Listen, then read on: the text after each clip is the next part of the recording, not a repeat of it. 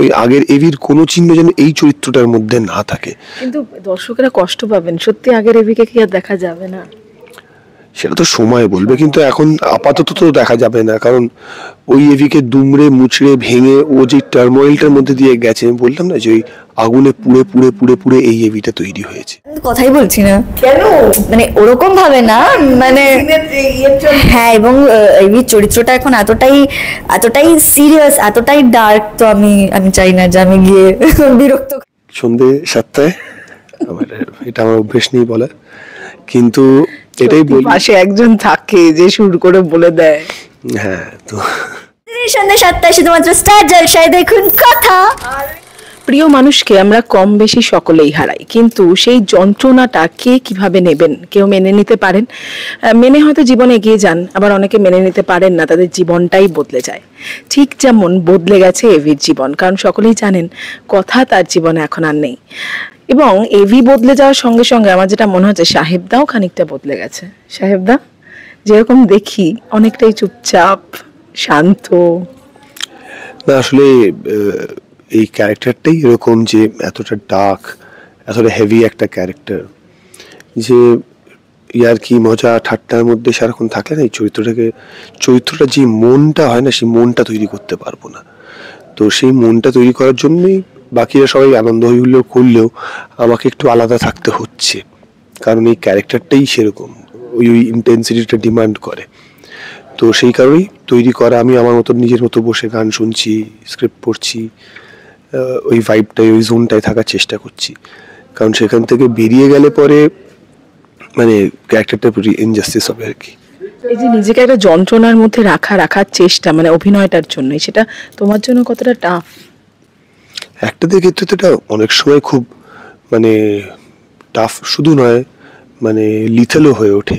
আমরা প্রচুর হলিউড অ্যাক্টার্সদেরকেও দেখেছি যারা মানে মানে পাথ ব্রেকিং পারফরমেন্সের পরে তারা সেখান থেকে রিকভারি করতে পারেনি।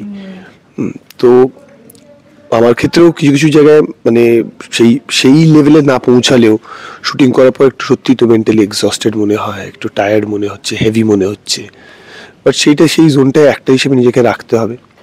তবে একটা বাচ্চাও আমি সবসময় বিশ্বাস করি সব মানুষের জীবনেই খারাপ ভালো মুহূর্ত আসে। কেউ, তুমি যেটা বললে যে কেউ সেটা থেকে বেরিয়ে এসে আবার নতুন জীবন শুরু করে, কেউ আবার সে অন্ধকারে তলিয়ে যায়। আমার মনে হয় যদি পাশে পরিবার থাকে, দু একটা ভালো বন্ধু থাকে, ভাই বোনেরা থাকে, তাহলে সেই অন্ধকার থেকে মানুষকে ফিরিয়ে আনা যায়। এবং আমাকে ফিরিয়ে এনেছে অনেক সময়, অনেক ক্ষেত্রেই আমারও এরকম হয়েছে, যেখানে আমি পরিবারকে, আমাদের বন্ধু বান্ধবদেরকে সবসময় পাশে পেয়েছি। তো সেই জায়গায় দাঁড়িয়ে এভির ক্যারেক্টারটা পরিবারের মধ্যে থাকলেও ওর একটা অলরেডি ট্রমা ছিল চাইল্ডহুড থেকে, যখন ওর মা বাড়ি ছেড়ে চলে যায়, সেই ট্রমাটা নিয়ে বড় হয়েছে। তো নিজের মাকে হারানোর একটা ট্রমা ছোটবেলা থেকে অলরেডি ফেস করে এসছে। সেই ট্রমাটা আবার যখন ওর জীবনে ফিরে এসেছে, যেখানে সব থেকে ভালোবাসার মানুষটা, সব থেকে কাছের মানুষটা, যেখানে ওরা একসঙ্গে সিঙ্গাপুর ঘুরতে যাচ্ছে, সেরকম একটা সময় যদি চলে যায়, তাহলে আমার মনে হয়েছে যে এই ক্যারেক্টারটার মধ্যে ওই ব্যালেন্সটা আর মেনটেন করতে পারবে না। সেখান থেকেই এই ডাউনফলটা, যেখানে ও রিগ্রেট, অ্যাঙ্গার, পেন, ভালোবাসা না পাওয়ার আগুনে জ্বলে পুড়ে জ্বলতে এই এভিটা তৈরি হয়েছে বেসিক্যালি। এই যে তোমাকে যেরকম দেখানো হচ্ছে ভীষণ ভালনারেবল হয়ে যাচ্ছে সে যে কোনো পরিস্থিতিতে, এই যে ক্যামেরা ছুঁড়ে মারা বা মানে যে কোনো লোকের সামনে, কোনো দিন কোনো সিচুয়েশনে সাহেবদা হয়েছে কখনো? না, আমি খুবই শান্ত প্রকৃতির, আমি ওরকম খুব একটা করি না, বাট ওটার জন্য কিছুটা ইম্পালসিভ হওয়াও দরকার হয়। যত সময়, হয়তো একটা সময় খুব ছিলাম, কিন্তু যত সময় গেছে তত নিজেকে সংযত করার চেষ্টা করেছি। যে বিশেষ দৃশ্যে দর্শকেরাও কেঁদেছেন, আমরা মানে কথাকে হারানো, আমি দেখছিলাম এক জায়গায় তুমিও নাকি, তোমারও কান্না চলে এসেছে, তুমিও কেঁদে ফেলেছিলে। না, সেদিনকে পুরো ইউনিটেরই তাই হয়েছিল, কো অ্যাক্টার্সরা কাঁদছিল এবং ইউনিটের প্রচুর লোকজন মনিটরের সামনে বসে কাঁদছে।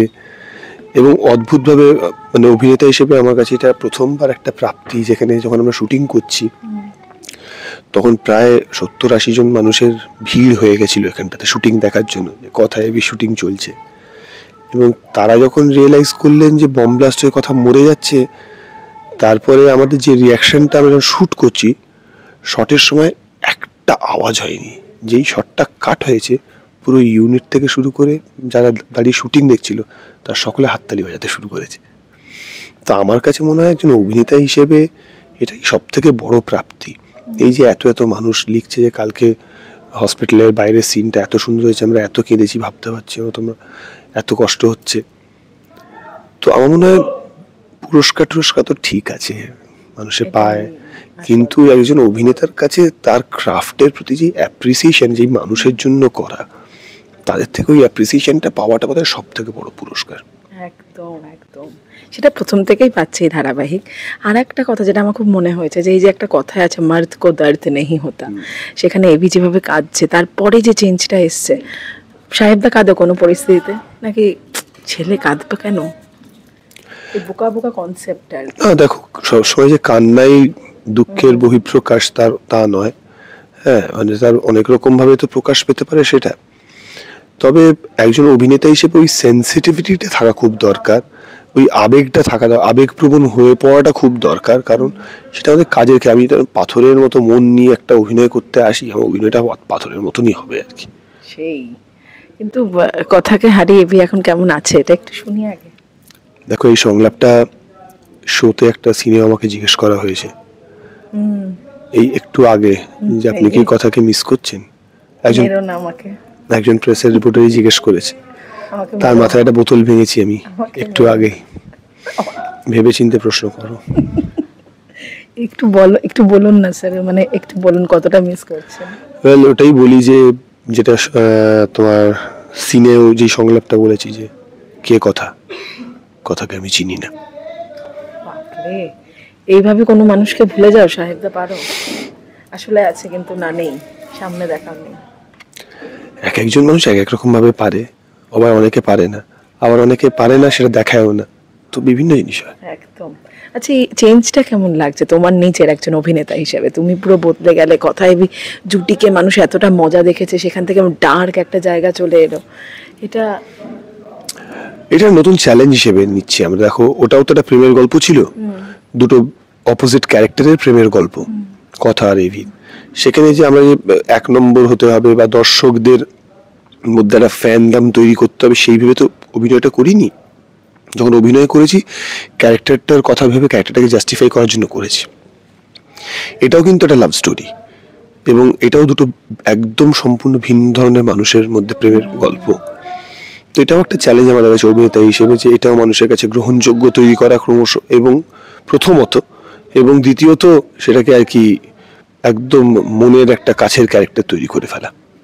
লুকটা কি বলবে, একদম সেই একটা লুক এসেছে। হ্যাঁ, আমার ওটাই মনে হয়েছে যে যেই এভিকে মানুষ দেখে অভ্যস্ত, মানে ওই নতুন চরিত্রকে জাস্টিফাই করার জন্য, যে নতুন চরিত্রটা মানুষের কাছে পৌঁছানোর জন্য যেটা দরকার, যে আগের এভিকে যেন না দেখতে পায়, মানে ওই আগের এভির কোনো চিহ্ন যেন এই চরিত্রটার মধ্যে না থাকে। কিন্তু দর্শকরা কষ্ট পাবেন, সত্যি আগের এভিকে কি আর দেখা যাবে না? সেটা তো সময় বলবে, কিন্তু এখন আপাতত তো দেখা যাবে না, কারণ ওই এভিকে দুমড়ে মুচড়ে ভেঙে ও যে টার্মোইলটার মধ্যে দিয়ে গেছে, আমি বললাম না যে ওই আগুনে পুড়ে পুড়ে পুড়ে পুড়ে এই এভিটা তৈরি হয়েছে। তো এই এভিকে ওই অন্ধকার থেকে বার করে আনাটা খুব ডিফিকাল্ট হবে। একদম। তবে একজন তো আসছেই আলোর পথ দেখাতে এভিকে, কি হয় তারপর সেটা জানার জন্য যেটা করতে হবে দর্শকদের একটু বলো তুমি। সেটা যেটা করতে হবে সেটা হচ্ছে যে ঠিক সন্ধ্যে 7টায়, এটা আমার অভ্যেস নেই বলার, কিন্তু এটাই বলি, পাশে একজন থাকে যে সুর করে বলে দেয়। হ্যাঁ, তো আপনারা দেখুন, কথা দেখুন, এবং নতুন আর একটা প্রেমের গল্প শুরু হতে চলেছে। আশা করছি আপনাদের খুব ভালো লাগবে। দর্শকেরা মিস করছেন কথাকে, এবং এই মুহূর্তে মেকআপ রুমে ইন্টারভিউ নিতে গিয়ে আমি মিস করছি এভি এবং কথার মজাকে। মানে একা কথা, সরি বুলি, এটা ঠিক মেনে নিতে পারছি না, কথা চলে আসছে ব্যাপারটা। এটা কি সুস্মিতার মধ্যে আসছে? হ্যাঁ, কারণ আমাকে একাই প্রচুর কথা বলতে হচ্ছে, নন স্টপ বকে যেতে হচ্ছে।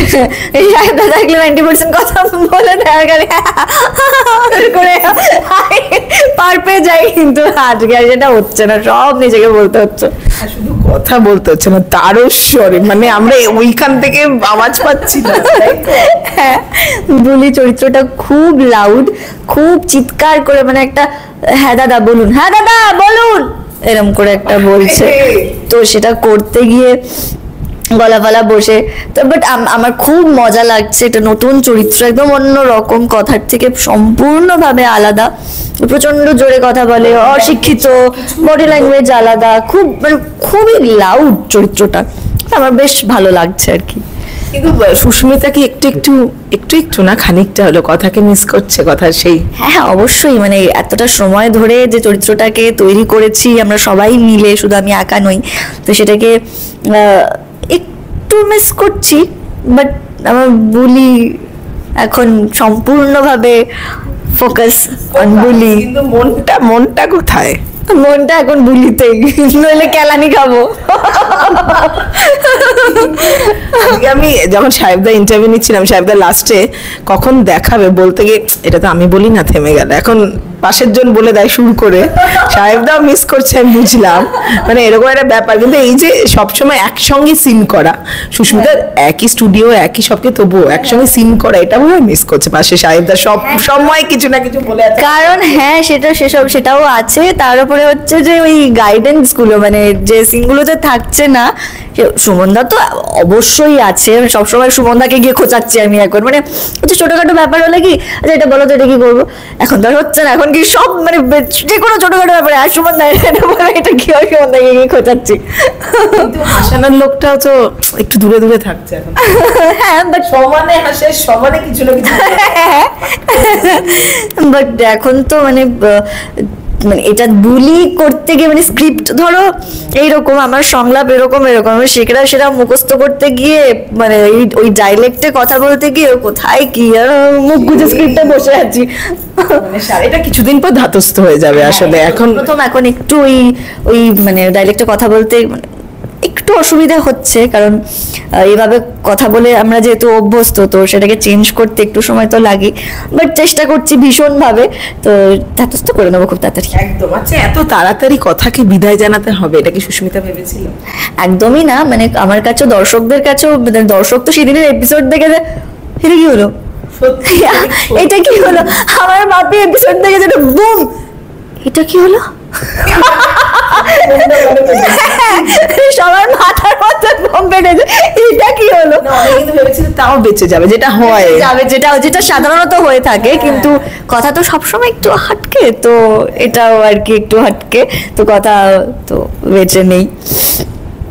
তো মানে সেটাই আর কি, মানে পরবর্তীকালে কি হয়, বুলি কিভাবে এভির জীবনে আসে বা আসে না, মানে তাদের জীবন দুটো কিভাবে এক হয় বা হয় না, মানে সবটাই কিন্তু এখন আমি নিজেও জানি না যে গল্প কোন দিকে ঘুরবে। হ্যাঁ, তো সেটা মানে এখন হাসতে হাসতে বলছো ঠিকই, কিন্তু আমরা মানে সাহেবদা বোধহয় সকলেই কেঁদেছে, এবং সুস্মিতাও তো একটু একটু না হাউ হাউ করে কেঁদেছি আমি, হাউ হাউ করে আস্তে আস্তে বলছি, বাট আমি টিস্যু দাও করে চোখ মুচ্ছি আর দেখছি। সকল মানে অসম্ভব ভালো, মানে হসপিটালের বাইরে যে সিনটা সাহেবদা করেছে অসম্ভব ভালো, মানে আমি 10 বার অসম্ভব ভালো বললেও হয়তো সেটা ওই জায়গাটায় রিচ করবে না, মানে এতটাই ভালো, ভীষণ হার্ট টাচিং আসলে, মানে প্রচুর মানুষ রিলেট করতে, যেভাবে সংলাপগুলো বলেছে, গলা বসে গেছে তার মধ্যে, যেভাবে সংলাপগুলো বলেছে সেটাই না বুকের মধ্যে এসে যেন একদম এই ব্যাপারটা, তো হ্যাঁ একদমই তাই। তো দর্শকের তো খুব ভালো লাগে, দর্শকও প্রচন্ড ভাবে কেঁদেছে, কাঁদছে এই এপিসোড গুলো দেখে, তো মানে এবং তারা যে আমাদেরকে নিজেদের একটা পরিবারের অংশ করে নিয়েছে, সেটাই তো সব থেকে বড় পাওনা। একদম, চিন্তা নেই, বেশি দিন কাঁদতে হবে না, বুলি আসছে, এমির জীবনে একবার আসুক শুধু, তারপর গোমরা মুখে এমিকে কি আশা করছি সেরকম কিছু হবে, হয়তো দেখা যাক। কেমন লাগছে সুস্মিতা শুনে, আর এই যে একটা ব্যাপার দেখবে, খুব ভালো লুকটা ক্রিয়েট করা হয়েছে, সত্যি খুব একদম অন্যরকম, মানে এভির থেকে একদম বড় বড় চুল, বড় বড় দাড়ি, সানগ্লাস, খুব ভালো লুকটা হয়েছে। সত্যি হাসছে না, বলছিল যে একটু সিরিয়াস থাকছি, সুস্মিতাও কি হাসাতে পারছে না? আমি আমি তো কথাই বলছি না, কেন? মানে ওরকম ভাবে না, মানে হ্যাঁ, এবং এই চরিত্রটা এখন এতটাই এতটাই সিরিয়াস, এতটাই ডার্ক, তো আমি আমি চাই না যে আমি গিয়ে বিরক্ত করি, তো বিরক্ত হবে না সাহেবদা, কিন্তু কথা বন্ধ করে দিয়েছে সিনের জন্য, একটা ব্যাপার। কিন্তু যাই হোক, এই ডেডিকেশনটা এই তো দা সাহেব ভট্টাচার্য। সুস্মিতাও বলতে হবে, এই জন্য সুস্মিতাও কথা বলতে হবে, তার নিজের ক্রেডিট নিতে হবে নাকি? না, আমি চেষ্টা করছি, মানে সবসময় তো শিখছি, শেখাচ্ছে, তো আমিও চেষ্টা করছি আর কি। একদম। যাই হোক, আজ কথা বলে বলে ক্লান্ত, সিনে ইন্টারভিউতে সবেতেই, তাই তো? হ্যাঁ, এখানেও দেখা নন স্টপ একা বকে যাচ্ছি আমি, সত্যি কাজে সাহেবরা হ্যাঁ সেটা একটা ব্যাপার। বাট হ্যাঁ, এই চরিত্রটা করতে সত্যি আমার ভীষণ মজা লাগছে, মানে এত চিৎকার করে কথা বলছে সবার সাথে, কেউ কিছু ওকে একটা এরকম করে কি বললি, এরকম একটা, আমার বেশ মজা লাগছে কিন্তু। আচ্ছা, বুলিকে কিন্তু সঙ্গে করে বাড়ি নিয়ে যাচ্ছে সুস্মিতা, কিভাবে বলুন তো? এই যে এই যে আর রোজ এটাকে ঘষে ঘষে স্নান করার সময় না, কালো হয়ে যাচ্ছে তো তুলছি, আবার এসে এখানে সকালবেলা এসে লেখা হচ্ছে।